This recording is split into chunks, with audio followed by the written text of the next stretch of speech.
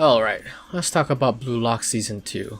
In my previous video, I praised Season 1 and how fun it was, and I highly recommended it. I liked it so much that I actually caught up on the manga. But now Season 2 is here and... oh boy. Everyone paying attention to this anime already knows that the animation has been...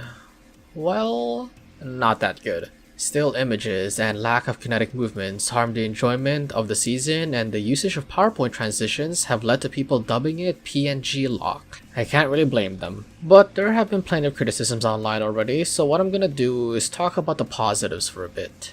It's actually really weird. Everything else about Season 2 Blue Lock is actually amazing. The pacing, the art, the voice acting, the music, and the effects are way better than in Season 1. You can kind of feel that they tried to salvage the lack of animation with a lot of these effects, like when Shido scored his first on-screen goal. Yeah, it looked like a glorified frame straight out of a Danganronpa game, but when I first watched it, I will admit that it was exciting to watch. But while the other elements of the show are top-notch, it is still hard to ignore the lack of animation. This is an anime adaptation, and I expect movements, especially for sports anime. If this was a visual novel, it'd be great, but it's not.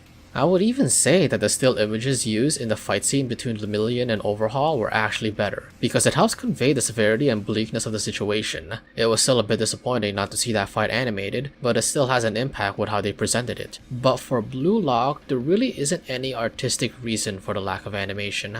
So what exactly happened? Well, the studio obviously. You could tell that the artists are really talented, and they put so much work into the season to make it the best they could with their time constraints. So please don't blame the animators, it's not their fault they haven't been given enough time.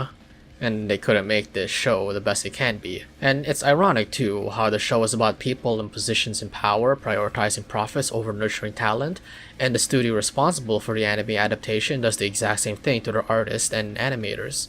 At this point, I'm hoping that with the limited time they had to work on the season, that they actually allocated those resources to the U20 match. I know I'm huffing copium at this point. In a lot of ways, I am still enjoying this anime because the story is so good and it's so faithful to the manga. Maybe too faithful with the still images.